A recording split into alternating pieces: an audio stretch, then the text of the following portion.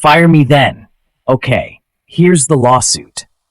I was 10 years into a job that I've admittedly tolerated rather than loved, stuck in a company full of paper-pushing policies and managers that give new meaning to the word micromanage. For those unaware, working in corporate America often means navigating through an ocean of redundant emails, passive-aggressive post-it notes, and the occasional memo about upholding values, which is usually HR code for prepare for layoffs, but don't panic. Enter Dale, the company's self-appointed dictator. I mean, manager. Dale strutted around like he was the CEO and seemed to think that managing was synonymous with issuing ultimatums. The man loved rules and loved enforcing them, especially the kind that made no sense. His motto was, if you can't handle it, you don't belong here. As if this job was some kind of elite task force rather than a team of corporate drones processing spreadsheet data. One Monday morning, Dale stormed into our little office kingdom, clipboard in hand, eyes squinting behind his tacky wireframe glasses. He did that dramatic pause that he thought made him look powerful, but mostly made everyone hold in an eye roll. He looked at me and said, "We need to talk." Nothing good ever comes from "we need to talk" in corporate. I braced myself. "Listen, Logan," he began, as if he was about to impart some life-changing wisdom. "You've been with us for a while, right?" "Yes, Dale, for a while now," I replied, attempting not to sound as bored as I felt. "Well, I've noticed that your productivity isn't exactly up to par with the new initiatives I'm implementing. You missed a deadline last week." "Oh, he means the deadline he imposed with no warning for a project that wasn't due for another month? That one?" Dale continued. "If you're going to keep working here, I need total commitment. Otherwise, I'll have to consider other options. In other words, shape up or get out." But here's the kicker. I was already feeling itchy to leave, so I decided to have a little fun. "Oh, really?" I asked, doing my best to sound distressed. "Well, I'd hate to disappoint, but I'm just so overwhelmed with all the tasks you've thrown at me lately. What would you suggest I prioritize?" Dale, not sensing my sarcasm, replied, "It's up to you to manage your workload effectively, but if you can't handle it, maybe this job isn't for you." I raised an eyebrow. "So, you're saying if I can't meet all these random last-minute deadlines, you'll fire me?" "If that's what it takes to get this department in order, then yes, Logan. That's exactly what I'm saying." "Well, you better go ahead and do then, Dale," I said, crossing my arms and throwing a little challenge in my voice. He blinked, obviously caught off guard. Dale wasn't expecting me to call his bluff. But instead of backing down, he doubled down. "Fine, Logan. Consider this your notice. You have until the end of the day to clean out your desk." So I did, and as I packed up, I made sure to leave behind a parting gift that Dale, and as it would turn out, the company, wouldn't soon forget.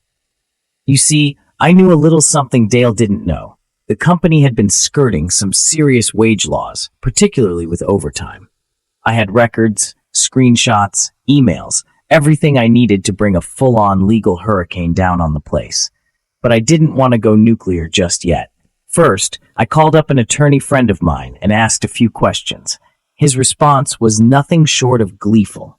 "Logan, you've got them by the short and curlies," he said. "They can't fire you for refusing to do unpaid overtime or hitting deadlines outside regular hours.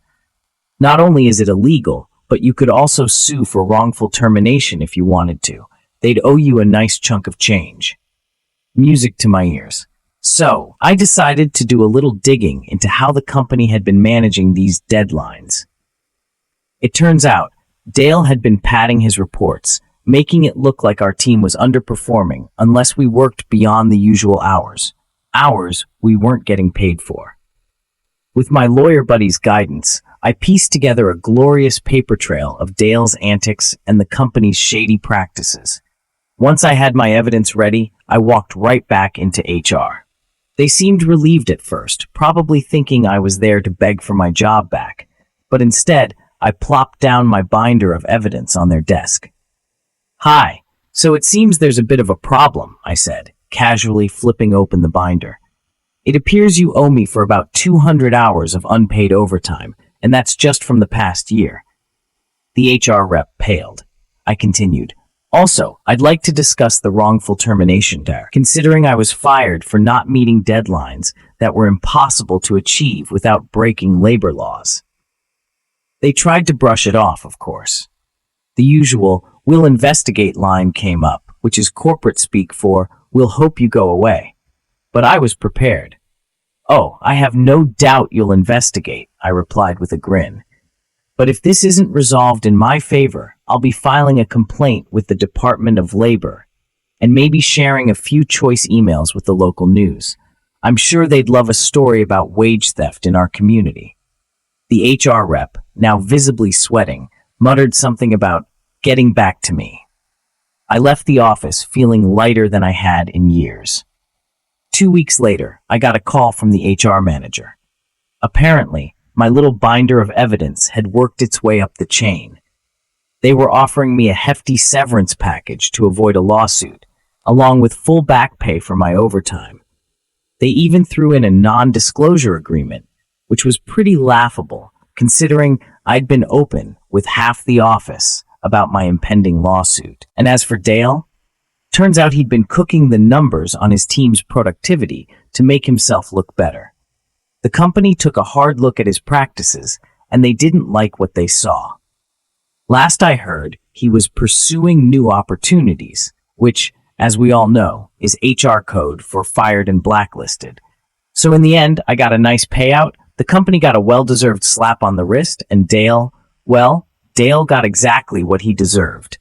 As I signed the final settlement check, I thought to myself, funny how some ultimatums backfire, isn't it?